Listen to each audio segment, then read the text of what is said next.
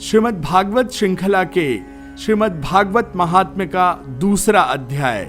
नारद जी ने भक्ति से कहा, बाले तुम व्यर्थ ही अपने को क्यों खेद में डाल रही हो? अरे तुम इतनी चिंतातुर क्यों हो? भगवान श्री कृष्ण के चरण कमलों का चिंतन करो, उनकी कृपा से तुम्हारा सारा दुख दूर हो जाएगा। जिन्होंने कौरवों के अत्याचार से द्रौपदी की रक्षा की थी और गोप सुंदरियों को सनाथ किया था, वे श्री कृष्ण कहीं चले थोड़ी गए हैं। फिर तुम तो भक्ति हो, सदा उन्हें प्राणों से प्यारी हो। तुम्हारे बुलाने पर तो भगवान नीचों के घर में भी चले आते हैं। सत्य, त्रेता और द्वापर, इन तीनों युगों में ज्ञान और वैराग्य मुक्ति के साधन थे। फिर कलयुग में तो केवल भक्ति ही मोक्ष की प्राप्ति कराने वाली है। यह सोचकर ही परमानंद चिन्ह मूर्ति ज्ञान स्वरूप श्री हरि ने अपने सत्य स्वरूप से तुमको रचा है। तुम साक्षात श्री कृष्ण चंद्र की प्रिया और परम सुंदरी हो। एक बार जब तुमने हाथ जोड़कर पूछा था कि मैं क्या करूं, तब भगवान ने तुम्हें यही आज्ञा दी थी कि मेरे भक्तों का पोषण करो। तुमने भगवान की वह आज्ञा स्वीकार कर ली। इससे तुम पर श्री हरि बहुत प्रसन्न हुए और तुम्हारी सेवा करने के लिए मुक्ति को तुम्हारी दासी के रूप में दे दिया और इन ज्ञान वैराग्य को पुत्र के रूप में दिया। तुम अपने साक्षात स्वरूप से वैकुंठ धाम में ही भक्तों का पोषण करती हो। भूलोक में तो तुमने उनकी पुष्टि के लिए केवल छाया रूप धारण कर रखा है।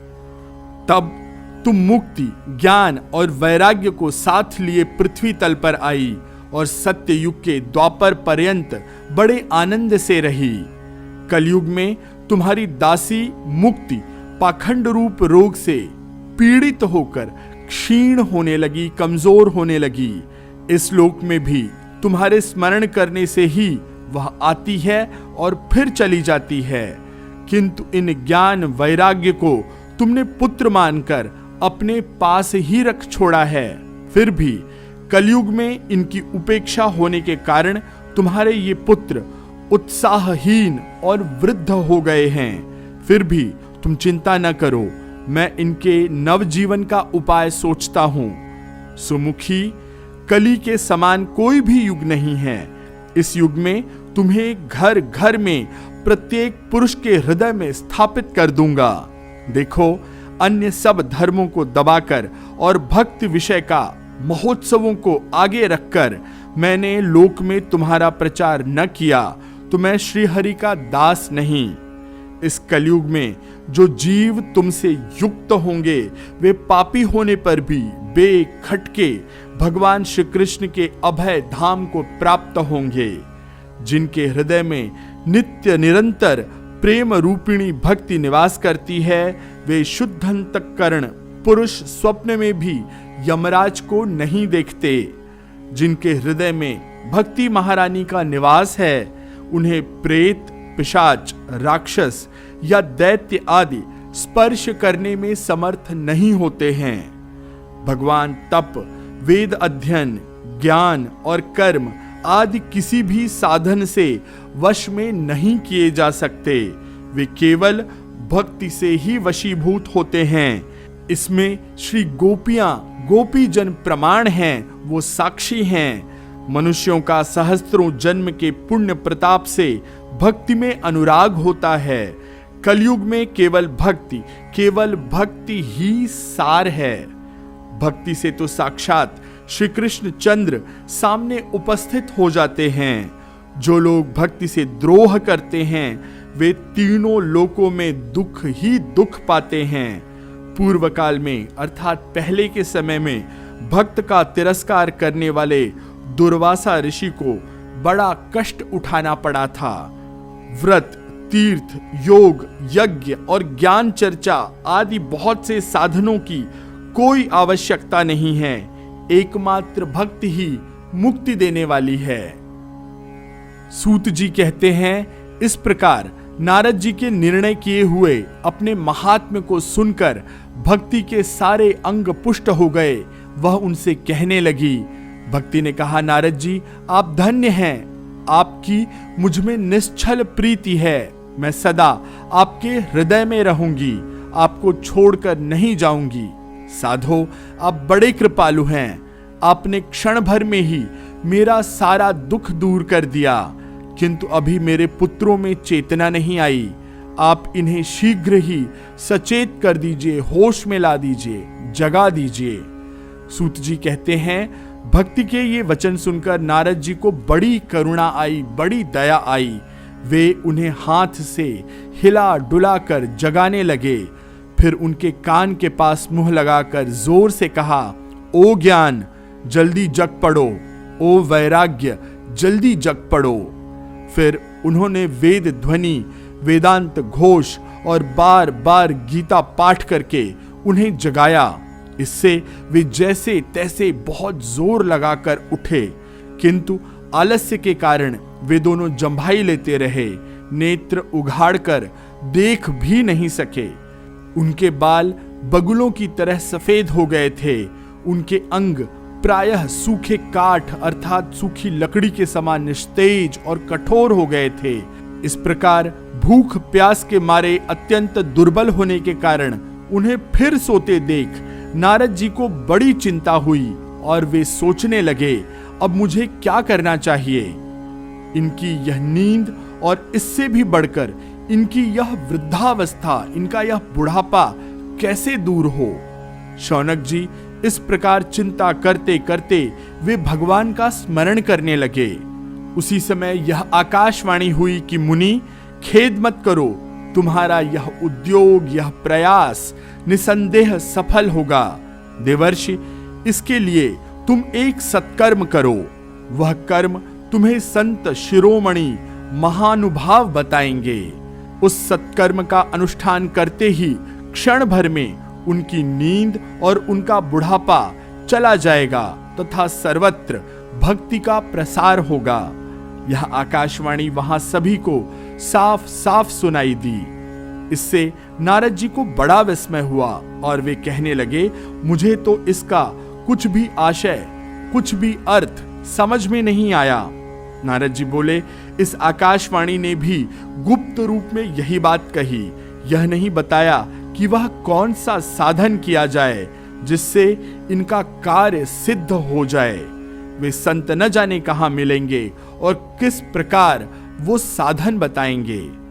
अब आकाशवाणी ने जो कुछ कहा उसके अनुसार मुझे क्या करना चाहिए। सूत जी कहते हैं, शौनक जी तब ज्ञान वैराग्य दोनों को वहीं छोड़कर नारद मुनि वहां से चल पड़े और प्रत्येक तीर्थ में जा जाकर मार्ग में मिलने वाले मुनीश्वरों से वह साधन पूछने लगे। उनकी इस बात को सुनते तो सब थे, किंतु उसके विषय में कोई कुछ भी निश्चित उत्तर नहीं देता था। किन्हीं ने उन्हें असाध्य बताया, कोई बोला इसका ठीक ठीक पता लगाना कठिन है। कोई सुनकर चुप रह गए और कोई कोई तो अपनी अवज्ञा होने के भय से बात टालकर खिसक गए। त्रिलोकी में महान आश्चर्यजनक हाहाकार मच गया। लोग आपस में कानाफूसी करने लगे। भाई वेद ध्वनि, वेदांत घोष और बार बार गीता पाठ सुनाने पर भी भक्ति, ज्ञान और वैराग्य ये तीनों नहीं जगाए जा सके, तब तो कोई उपाय नहीं है। स्वयं योगीराज नारद को भी जिसका ज्ञान नहीं है उसे दूसरे संसारी लोग कैसे बता सकेंगे। इस प्रकार जिन जिन ऋषियों से इसके विषय में पूछा गया, उन्होंने निर्णय करके यही कहा कि यह बात दुसाध्य है, नहीं हो सकती। ज्ञान वैराग्य को जगाने के लिए उन्होंने निश्चय किया कि मैं तप करूंगा। इसी समय उन्हें अपने सामने करोड़ों सूर्यों के समान तेजस्वी सनकादि मुनीश्वर दिखाई दिए। उन्हें देखकर वे मुनिश्रेष्ठ कहने लगे। नारद जी ने कहा, महात्माओं, इस समय बड़े भाग्य से मेरा आप लोगों के साथ समागम हुआ है, मिलना हुआ है।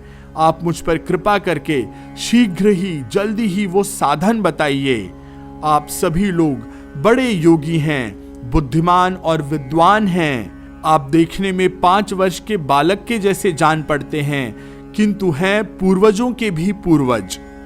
आप लोग सदा वैकुंठ धाम में निवास करते हैं, निरंतर श्री हरि के कीर्तन में तत्पर रहते हैं, भगवल्ली का अमृत रसास्वादन कर सदा उसी में उन्मत्त रहते हैं और एकमात्र भगवत कथा ही आपके जीवन का आधार है।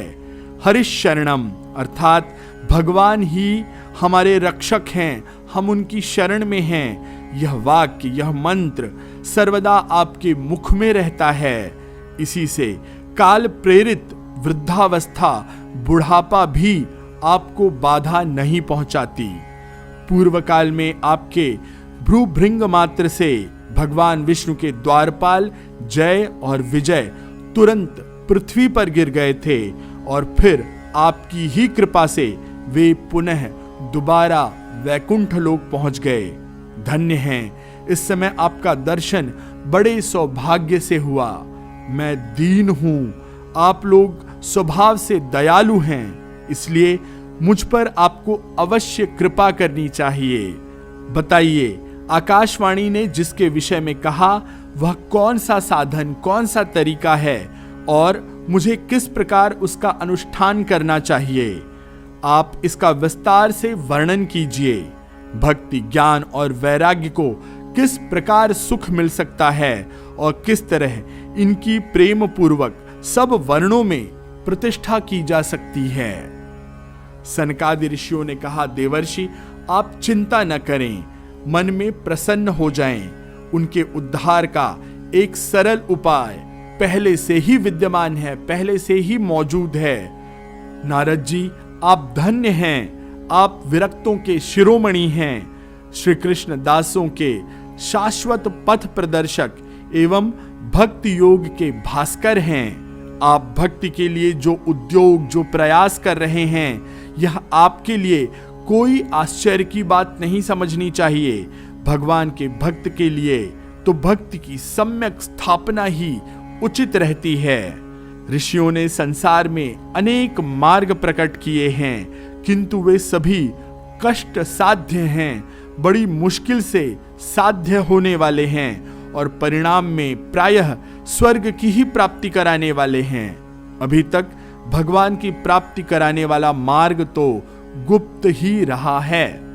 उसका उपदेश करने वाला पुरुष प्रायः भाग्य से ही मिलता है। आपको आकाशवाणी ने जिस सत्कर्म का संकेत किया है उसे हम बतलाते हैं। आप प्रसन्न और समाहित चित्त होकर ध्यान से सुनिए। नारद जी, द्रव्य यज्ञ, तपो यज्ञ, योग यज्ञ, स्वाध्याय यज्ञ रूप ज्ञान यज्ञ, ये सब तो स्वर्ग आदि की प्राप्ति कराने वाले कर्म की ओर ही संकेत करते हैं। पंडितों ने ज्ञान यज्ञ को ही सत्कर्म अर्थात मुक्तिदायक कर्म का सूचक माना है। वह श्रीमद् भागवत का पारायण है, जिसका गान शुकादि महानुभवों ने किया है। उसके शब्द सुनने से ही भक्ति, ज्ञान और वैराग्य को बल मिलेगा।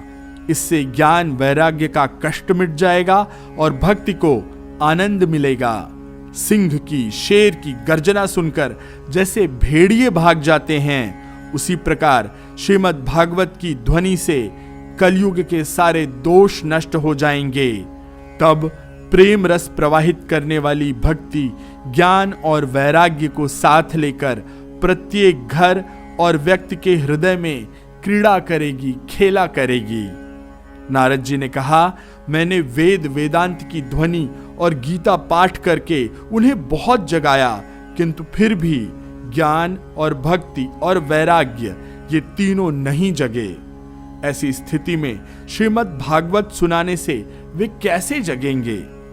क्योंकि उस कथा के प्रत्येक श्लोक और प्रत्येक पद में भी वेदों का ही तो सारांश है। आप लोग शरणागत वत्सल हैं, शरण में आने वाले को प्रेम स्नेह करने वाले हैं तथा आपका दर्शन कभी भी व्यर्थ नहीं होता। इसलिए मेरा यह संदेह दूर कीजिए, इस कार्य में बिल्कुल भी विलंब न कीजिए, कोई देरी न कीजिए। सनकादि ऋषियों ने कहा कि श्रीमद् भागवत की कथा वेद और उपनिषदों के सार से बनी है, इसलिए उनसे अलग उनकी फल रूपा होने के कारण वह बड़ी उत्तम जान पड़ती है। जिस प्रकार रस वृक्ष की जड़ से लेकर शाखाग्र पर्यंत रहता है, किंतु इस स्थिति में उसका आस्वादन नहीं किया जा सकता, वही जब अलग होकर फल के रूप में प्रकट हो जाता है, आ जाता है, तब संसार में सभी को प्रिय लगता है। दूध में घी रहता ही है, किंतु उस समय उसका स्वाद नहीं मिलता। वही जब उससे अलग हो जाता है, तब देवताओं के लिए भी स्वाद वर्धक हो जाता है। खांड अर्थात गुड़ ईख के ओर छोर और बीच में व्याप्त ही रहती है, तथापि अलग होने पर उसकी कुछ और ही मिठास होती है। ऐसे ही यह भागवत की कथा है। यह भागवत पुराण वेदों के समान है। श्री व्यास देव जी ने इसे भक्ति, ज्ञान और वैराग्य की स्थापना के लिए प्रकाशित किया है। पूर्व काल में जिस समय वेद वेदांत के पारगामी और गीता की भी रचना करने वाले भगवान व्यासदेव खिन्न होकर अज्ञान समुद्र में गोते खा रहे थे, उस समय आपने ही उन्हें 4 श्लोकों में इसका उपदेश किया था। उसे सुनते ही उनकी सारी चिंता दूर हो गई थी। फिर इसमें आपको आश्चर्य क्यों हो रहा है जो आप हमसे प्रश्न कर रहे हैं? आपको उन्हें शोक और दुख का विनाश करने वाला श्रीमद् भागवत पुराण सुनाना चाहिए। नारद जी ने कहा, महानुभवों, आपका दर्शन जीवन के संपूर्ण पापों को तत्काल नष्ट कर देता है और जो संसार दुख रूप दावानल से तपे हुए हैं, उन पर शीघ्र ही शांति की वर्षा करता है। आप निरंतर शेष जी के सहस्त्र मुखों से गाए हुए भगवत कथा अमृत का ही पान करते रहते हैं। मैं प्रेम लक्षणा भक्ति का प्रकाश करने के उद्देश्य से आपकी शरण लेता हूं। जब अनेकों जन्मों के संचित पुण्य पुंज का उदय होने से मनुष्य को सत्संग मिलता है, तब वह उसके अज्ञान जनित मोह और मद रूप अंधकार का नाश करके विवेक उदय होता है। आज की कथा में यहीं पर विराम लेते हैं। शेष कथा अगले अंक में। ओम नमो भगवते वासुदेवाय।